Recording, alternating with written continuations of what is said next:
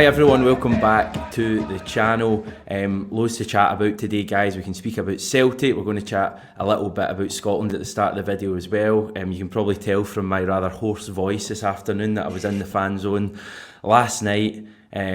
Obviously not the night we wanted, Jackie. As a former Scotland player, disappointed? Was there a kind of feeling that there was real missed opportunities over the course of that group stage?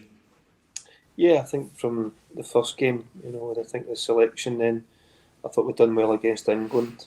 But last night I still thought we had a chance. I mean, I just think we got it kind of wrong. We overran in midfield and maybe too many guys further back the park, and the game became so stretched. And you're kind of hoping rather than believing at that point. Even when they made the changes, they bring on McKenna after Hanley there. I thought there was a chance to change the shape at that point, and put an extra man in midfield and maybe go for it a little bit more.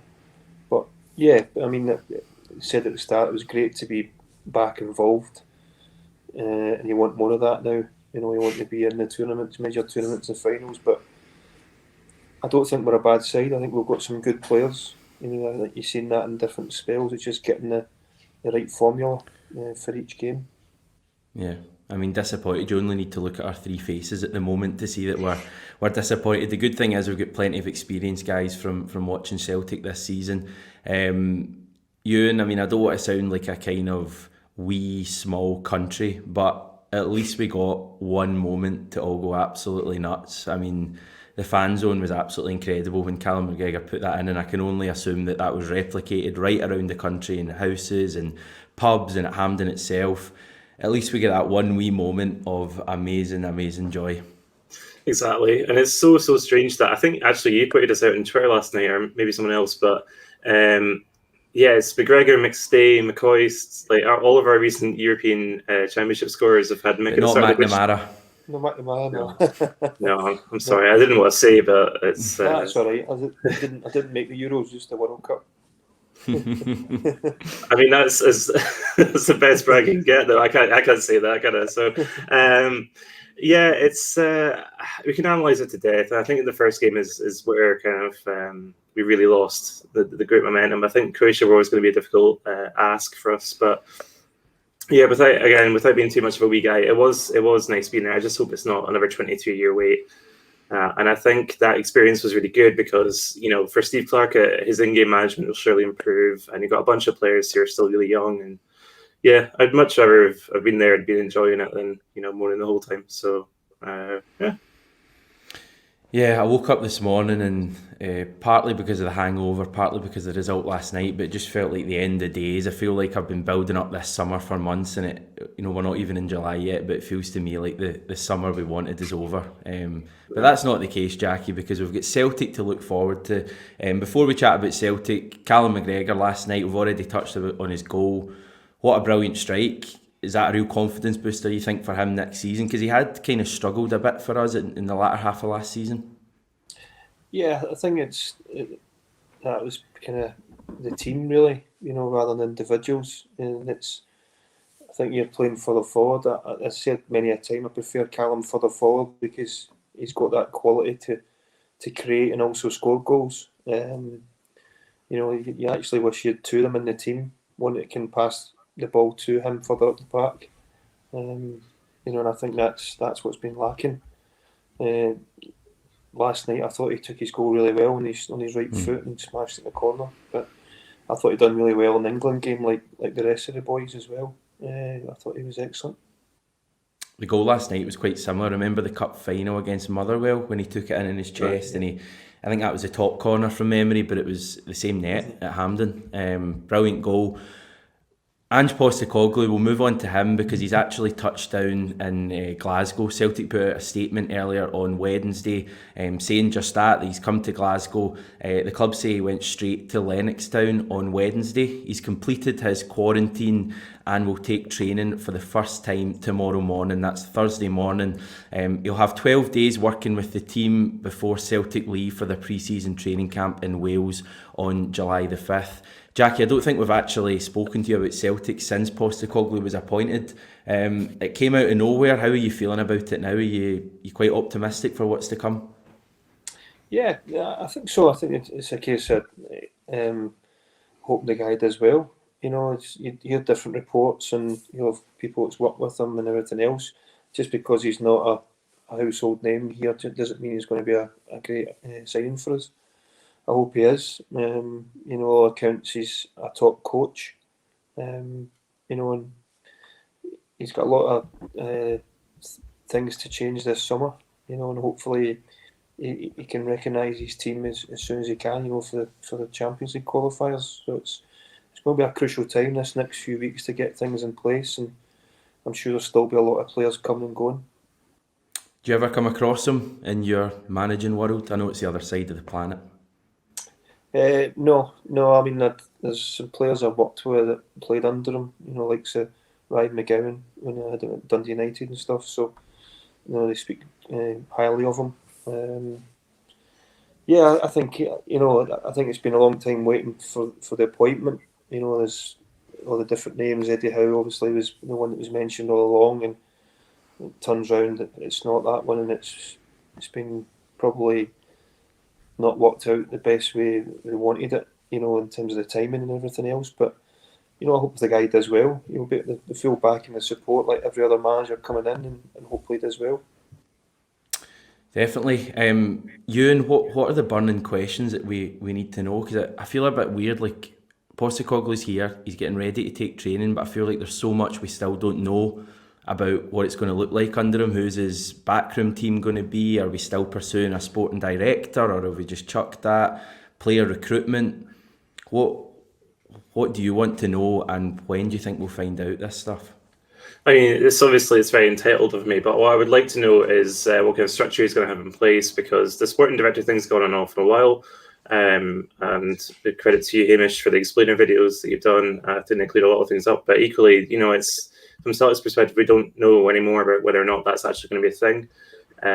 Because if recruitment is going to be pretty much solely on him and the people that are at Celtic just now, then that's a pretty serious concern.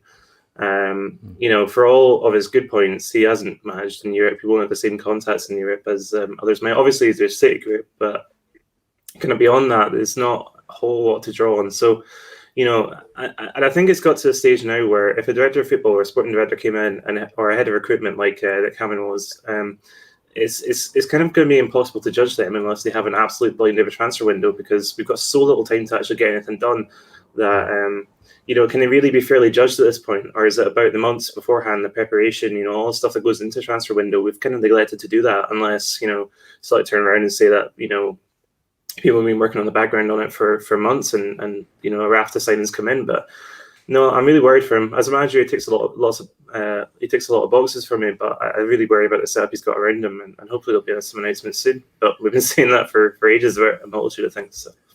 I don't know if you caught Leigh Griffiths' comments earlier, Jackie, on BBC Sport Sound's Euro breakfast show.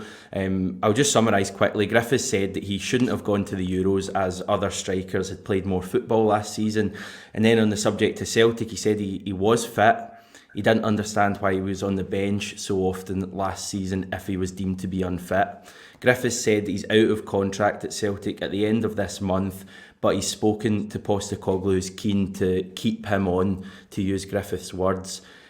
Do you think we're too harsh on Leigh Griffiths? Was he a scapegoat for last season, or could he have done much more to get himself fit? I mean, obviously we're not on the inside, and it's difficult to comment, you know. But right from the off, it was put out that he wasn't fit. You know, he didn't go away with the team and stuff, and then you know, Neil said a number of times about it. I suppose the guys know. They're the sports scientists. I remember you asking me that the first time after the first Rangers game.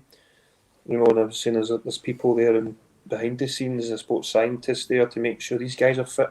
It's not just the manager's job. It's plus the player has his own personal pride, and it's part and parcel of your job. You need to be fit to be a football player. You know, you need to be sharp. But from his side, I can see, you know, if he's not getting game time, there was no reserve football last year.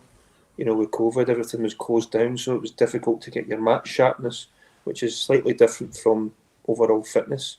You know, match sharpness, maybe playing 3 or 4 games, before you get your eye and your sharpness there. But overall fitness shouldn't have been a problem for him. And he didn't really look fit from my point of view anyway. A lot of the season when he played, there was games he would start and he'd be, huffing and puffing after 60, 65 minutes. He did go on a really good run in December. I think he scored like 4 or 5 goals in a couple of weeks, and he pointed that out in his interview. Remember, there was a clamour for him to start at Ibrox, and he actually played quite well and would have scored but for a great Alan McGregor save. And then second half of the season, we didn't really see him. Euan, my kind of issue, should Leigh Griffiths, I know there's a Scotland link and all that, but should he be coming out and speaking like this, speaking about Celtic, a club who he's still, who still employ him, and a club that he's seemingly going to be at next season, or should he maybe be on the training pitch, working hard and not speaking in the media? I don't know. I'm in two minds about this, and it's something I've thought about because, on the one hand, I think it's incredibly unprofessional to talk about your contract situation while you're at a club. I just, you don't see that an awful lot unless it's a player wanting a move. So, even though it's good news, and maybe I'm being a little ungrateful, that's something that worries me a little bit. But then we like our players honest. We don't like our players robotic. One of the major complaints of all the major complaints about modern football is that there's no real personalities, and everyone draws on these guys like Gaza and all that and say, oh, well, there's no characters left in football. But then we can't chastise them when they go off script a little bit, I don't think. And I think, given... I think in so many aspects we need to give Leigh Griffiths a little bit of leeway, because when he was so forthcoming about his mental health, that was still quite, even for 2018, 2019, that was a huge moment. So, I guess with that, speaking personally, like I can understand why he might need a little more leeway to kind of do things his way and be able to express himself in a certain way, and I get all that. So, yeah, I think there's a you could say it's maybe unprofessional, but I don't know, it's good value, isn't it? And it's good to actually hear kind of from the players, albeit in a way that's slightly unconventional. I don't know. I've probably not come to any sort of coherent conclusion on that yet. I suppose the thing is we're sitting here chatting about it, so he's been exactly, good from a 67 heel point of view. I just wonder if you'd rather see Leigh Griffiths getting his head down this summer. I don't think he's training at the moment for some reason. I don't understand that because the team's back, but there was a comment made on that radio thing earlier that he's not back training yet, so again I don't really understand that. Jackie, Christopher Ironodds and Edward, since we kind of last spoke, both intimated that they want to leave the club. Would you just kind of try and get rid of them as soon as possible, or do you see them hanging on for a bit? No, I think it's about getting the right value for them going into the last year. They have pure and simply they have to cash in them. It'd be silly for two sides of it, not from that side, and also, you're going to keep a player in the building that doesn't want to be part of it. That's I think we've seen that a bit last season with some one or two, and it kind of backfired as much there as we think we've done well keeping them here, but when they're not actually involved or they're not, playing to their capabilities, it's better getting people in that are hungry and want to be there. But the club need to get the right value for them, and I think they possibly do that after the qualifiers. If they start with the qualifying games before the window shuts. Yeah, I mean, there's a complication with Edward in the Olympics as well, isn't there? So we don't know how that's going to play out. I think Edward's on holiday at the moment. You'll know better than me with two former players. Yeah, a current and a former player. Bully Bolingoli and your man Jeremy Frimpong are there. I was invited, but I've got work commitments. I'm here with you guys, but it's fine. Edward, Eddie's on holiday, and all the best to him. He deserves it. Yeah, he does. So Edward possibly staying for a wee bit. Yeah, Armstrong Okoflex looks set to leave for West Ham. We do have a big kind of transfer roundup. I'm going to do that tomorrow because there's been loads and loads of players linked with Celtic, and obviously some possibly leaving as well. But I think that's it for now. Thanks, guys. Jackie, you'll be with us next season, so I think we're going to take a wee break and hopefully hear from you, and maybe Celtic will have a signing or two by that stage. Are you confident of that? Yep. Yeah, I'm sure they will. I'm sure there'll be a lot of comes and goes in the next few weeks. It's needed. badly needed. I think we've got about an 11-a-side team at the moment in total with no subs. So yeah, we need signings. Thanks everyone for watching. Remember to subscribe to the channel, and we'll speak to you soon.